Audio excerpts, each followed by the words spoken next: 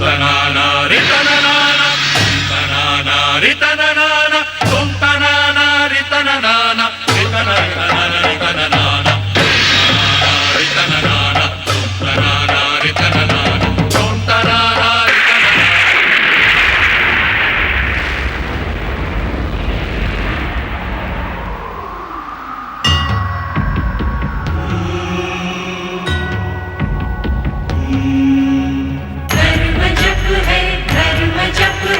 मनन है कृतिकार का, तप ही साधन तप ही कारण, जीव के उद्धार का।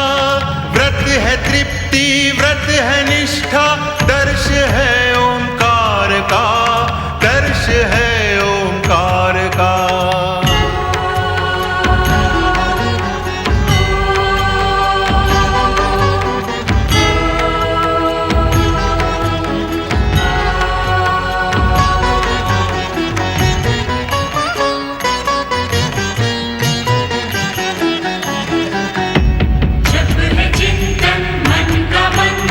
जप प्रभु की आराधना, तप कर शब्दों के स्वर, बनते हैं एक प्रार्थना।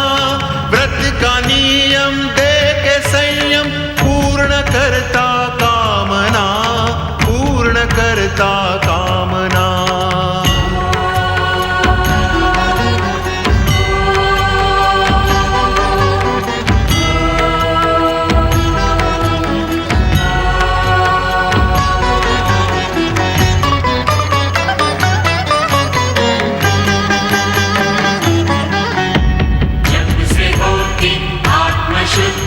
होती निर्मल भावना, तप का प्रभु शरण में, नम्र सी एक वंदना।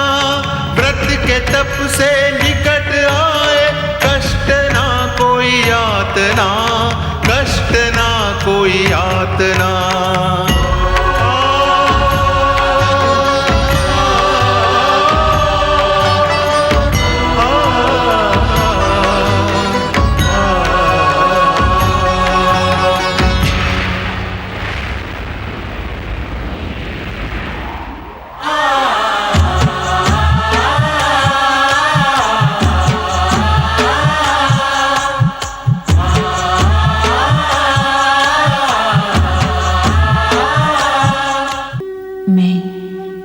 श्रद्धा हूँ, भक्ति की शक्ति, पूजा का समर्पण, जप का जाप, तप का ताप और आराध्य की आराधना मैं ही तो हूँ। मैं श्रद्धा हूँ, आस्था की ज्योति, भावना का भाव और सत्य का सत्य मैं ही तो हूँ। मैं श्रद्धा हूँ। आहत ऋषि मुनि करुण स्वर में भगवान विष्णु को पुकारते हैं। वहीं सच्ची हरि आराधना में लगे मनु शतरूपा की तप शक्ति के सन्मुख असुर स्वयं आहत होकर भागते हैं। ऋषि मुनियों पर निरंतर अत्याचार की सूचना पाकर सम्राट प्रियव्रत प्रतिज्ञा करते हैं कि वे पृथ्वीलोक पर शांति स्थापित करेंगे। प्रियव्रत के प्रहारों से आहत असुर जब दैत्य गुरु शुक्राचार्य पर दैत्य शत्रु होने का आरोप लगाते हैं, तब क्रुद्ध शुक्राचार्य उन्हें अपमानित कर पाताल लौटा देते हैं। शुक्राचार्य के आह्वान पर पधारे शनिदेव दैत्य गुरु को प्रताड़ित कर स्वयं प्रियव्रत को दंडित करने की घोषणा करते हैं, किंतु श्री हरि विष्णु अपने अमोघ अस्त्र के द्वारा शनिदेव को आहत कर प्रियव्रत की जीवन रक्षा करते हैं।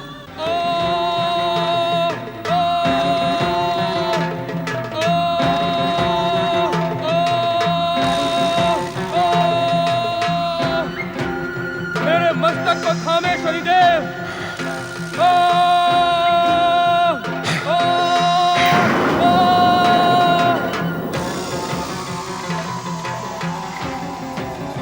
आप अपनी इसी कुदृष्टि से संसार को अपने चरणों में झुकाने का दंभ भरते थे शनिदेव। मुझे अपमानित ना करो राहु। अपमानित ना करूं तो क्या करूं? आपकी कुदृष्टि से भयानक तो मेरी शक्ति है। जब मैं सूर्य चंद्र को ग्रस कर उनका तेज खंडित करता हूं, तब किसी विष्णु का साहस मुझे रोकने का नहीं होता।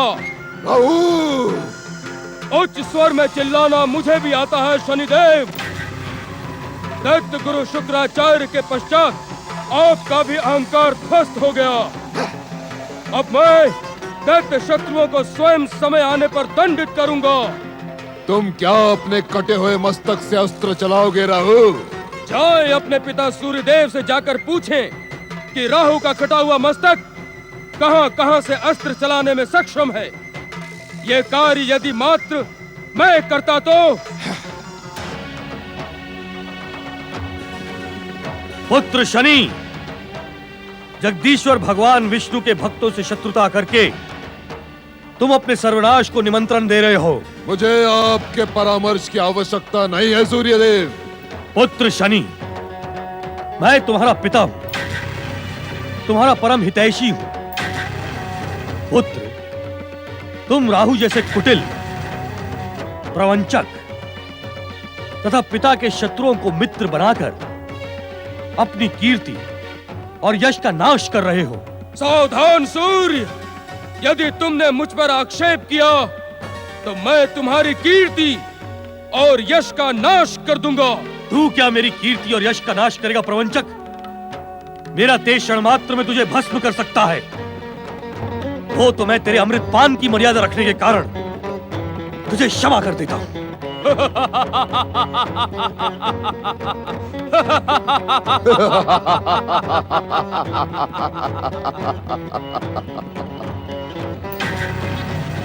अपने गौरव, यश, कीर्ति का नाश करने वाले को क्षमा कर देने वाला मैंने आपके अतिरिक्त दूसरा नहीं देखा। इन दुष्टों के साथ रहकर तुम धर्म, नीति और मर्यादा का पालन करना भूल गए हो। नहीं, अपमानित होकर जीवित रहने से तो उचित है मृत्यु को स्वीकार कर लेना। जगदीश्वर भगवान विष्णु के अमोघ अस्त्र के सम्मुख आज तुम दोनों का भयानक अपमान हुआ है। सूर्यदेव, मैं इस अपमान का प्रतिशोध लेकर ही रहूंगा। अपमान की धधकती हुई ज्वाला में जलते हुए शनि की प्रतिज्ञा भी सुन ले कि समय आने पर मैं विष्णु का इतना ही घोर अपमान करूंगा जिससे विष्णु सारे संसार में कलंकित हो जाएगा। ना शनि ना, केवल अहंकारवश ऐसी भयानक प्रतिज्ञा करना उचित नहीं है। उचित अनुचित की शिक्षा शनि को नहीं देना सूर्यदेव। शनि स्वतंत्र है, शक्तिशाली है। तो जो इच्छा हो वो करो। मैं अभागा पिता तुम्हें कल्याण का आशीर्वाद भी नहीं दे सकता। इस समय सूर्य के प्रकट होने के पीछे याद है किसकी प्रेरणा थी? किसकी? उसी जगदीश्वर विष्णु की। अर्थात हमारा क्रोध भड़ककर कहीं प्रतिशोध का रूप न धारण कर ले। इसी कारण विष्णु ने आपके पिता और अपने चाटुकार सूर्य को हमारे समीप भेजा। किंतु इसका परिणाम तो और भी अधिक भयानक हो गया राहु। अब मैं इस संसार को अपनी भयानक शक्ति का आभास करवा के ही रहूंगा।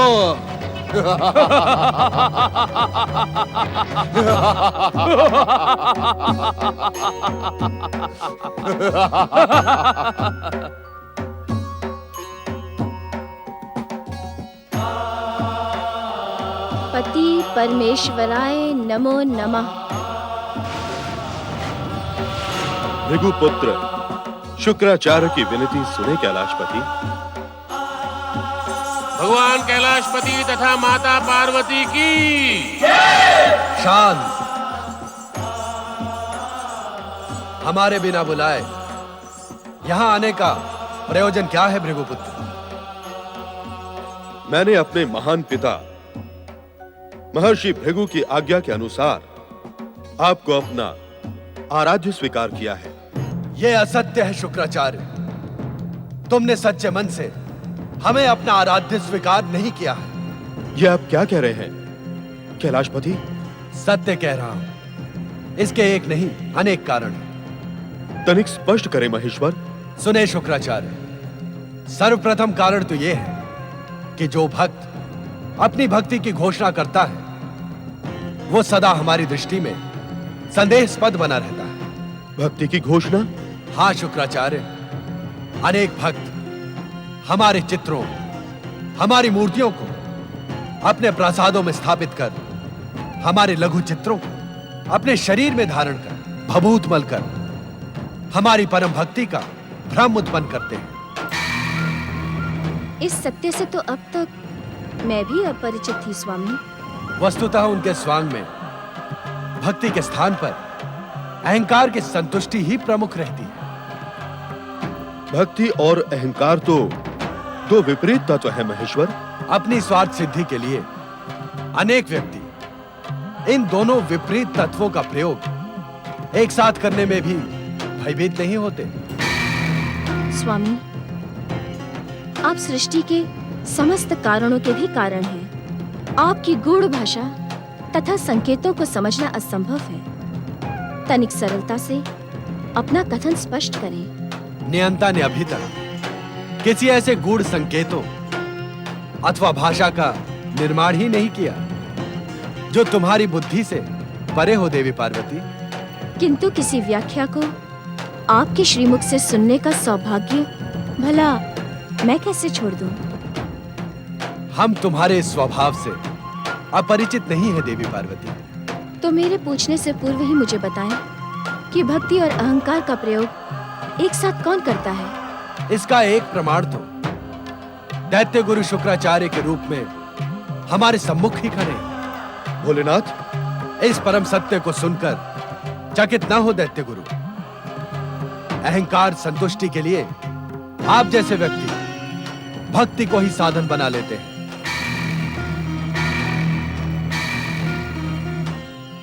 देवी पार्वती,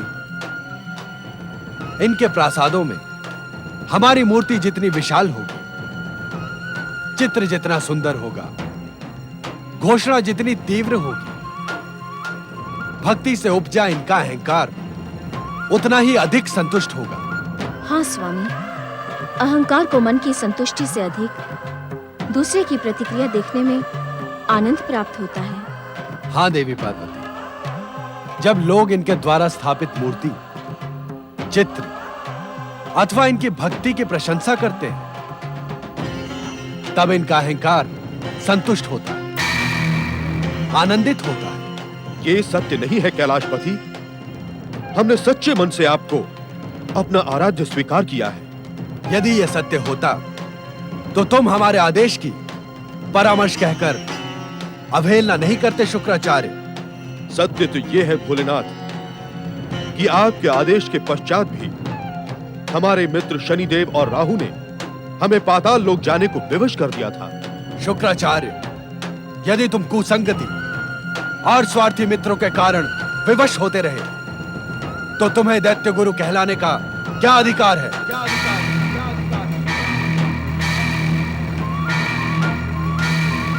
तुम दैत्य के हित का नहीं, सर्वनाश का कार्य कर रहे हो।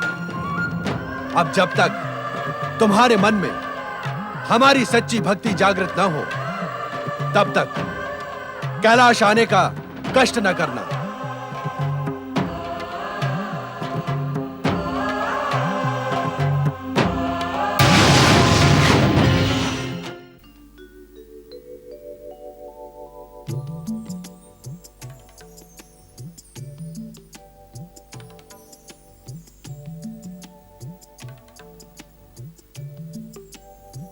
इस प्राकृतिक सौंदर्य को देख रही हो देवी बहिष्मति? आकाश के सूर्य देव के साथ अपने मन मंदिर के सूर्य को भी देख रही हूँ स्वामी। उस सूर्य की भांति इस सूर्य को भी अनेकानेक कार्य पूर्ण करने हैं।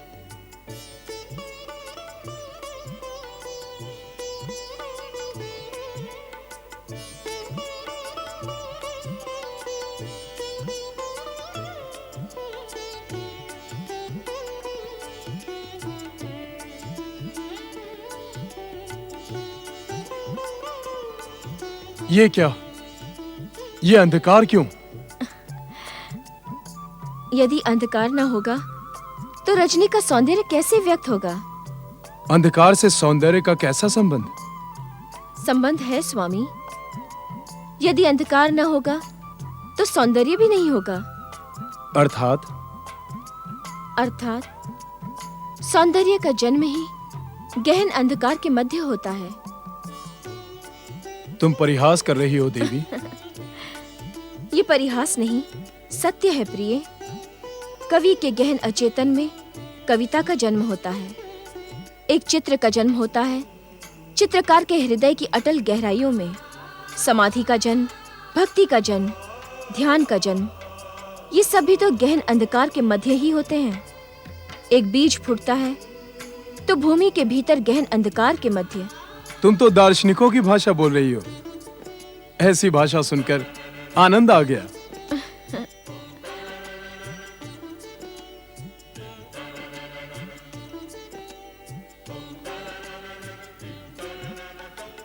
मैं निरंतर यही सोचता रहता हूं, परमपिता ब्रह्मा जी द्वारा सृष्टि संरचना का अपूर्ण कार्य जो मुझ पर छोड़ रखा है, वो क्या है?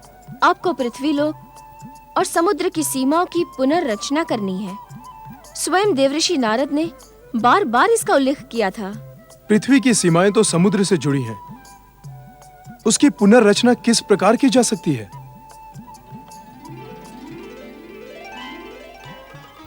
मनुपुत्र प्रियव्रत, बहिर्ष्मति।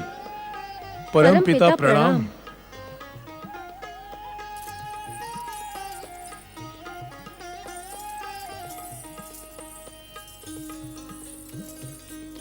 तुम्हारे जीवन में वो अवसर आ गया है जब तुम अपने पराक्रम, बाहुबल एवं चातुर्य से पृथ्वी के सप्त खंड और सप्त समुद्रों की रचना करो। ये कार्य जगदीश्वर भगवान विष्णु की इच्छा से हमने सृष्टि रचना के समय तुम्हारे लिए ही अपूर्ण छोड़ रखा था। परमपिता, अपनी बात निसंकोच कहो मनुपुत्र प्रियव्रत। ये सौभाग्य मुझे ही क्यों परमपिता?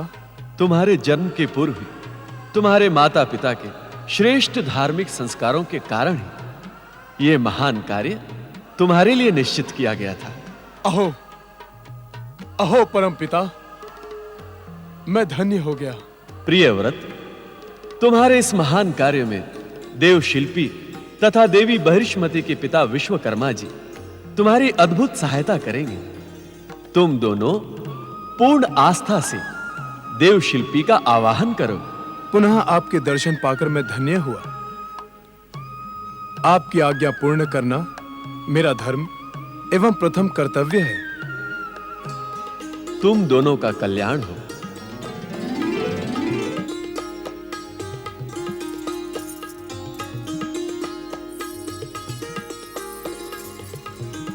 देव शिल्पिन विश्वकर्मन देव दर्शनार्थम अहम आवाहयामि। अहम आवाहयामि। अहम आवाहयामि। सम्राट प्रियव्रत, पुत्री बृहस्पति। प्रणाम पिताश्री। असमय आपको कष्ट देने के लिए हम क्षमा प्रार्थी हैं। असमय नहीं, इस अवसर की प्रतीक्षा मैं युगों से कर रहा था। जगदीश्वर भगवान श्री विष्णु की कृपा से आज वो शुभ मुहूर्त आ ही गया। इन्हें आपके आशीर्वाद और सहयोग की आवश्यकता है पिताश्री। पुत्री बृहस्पति, जिस कार्य को सृष्टि के रचनाकार ब्रह्मा जी ने स्वयं पूर्ण करके तुम्हारे स्वामी और हमारे जामाता प्रियव्रत को श्रेय प्रदान किया, ये उसके वास्तविक अधिकारी हैं। इस महान कार्य में सहयोग करना हमारे लिए गौरव का विषय है। पुत्र प्रियव्रत। आज्ञा पिताश्री। परम पिता ब्रह्मा जी की आज्ञा से हमने तुम्हारे लिए एक दिव्य आसन एवं एक दिव्य खड़ग का निर्माण किया है। दिव्य आसन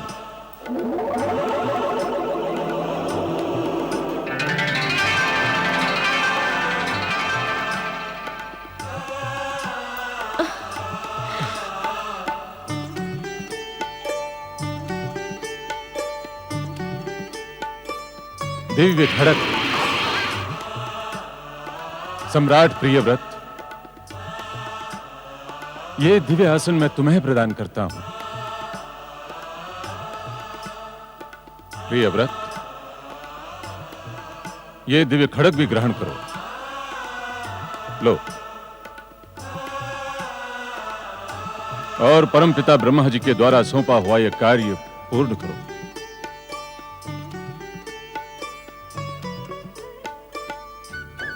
इस दिव्य आसन पर आसीन होते ही तुम दोनों को संपूर्ण पृथ्वी का जल व भूमि भाग स्पष्ट रूप से दिखाई देगा, और इस खड़क से निकला हुआ दिव्य प्रकाश तुम्हारी इच्छा अनुसार पृथ्वी माता के खंड खंड कर देगा। अद्भुत। इस कार्य की सफलता के लिए त्रिदेव और समस्त ग्रह नक्षत्रों की कृपा तुम्हारे साथ है। किंतु क्या पिताश्री? दिव्य आसन पर आसीन होने के पश्चात तथा कार्य आरंभ होने के पूर्व माता पृथ्वी की कृपा अवश्य प्राप्त करना। जो आज्ञा पिताश्री। तुम दोनों का कल्याण हो। धर्म जप है, धर्म जप है, मनन है कृतिकार का, तप ही साधन, तप ही कारण, जीव के उद्धार का।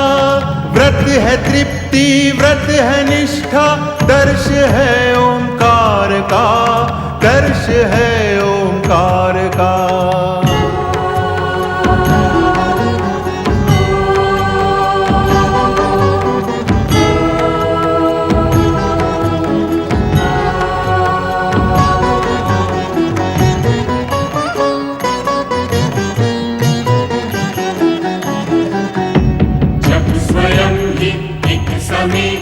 मूल दीक्षा ज्ञान की, तप से ही पहचान होती, सर्वशक्तिमान की। व्रत ही देता हर एक जन को सच्ची शिक्षा ध्यान की, सच्ची शिक्षा ध्यान की।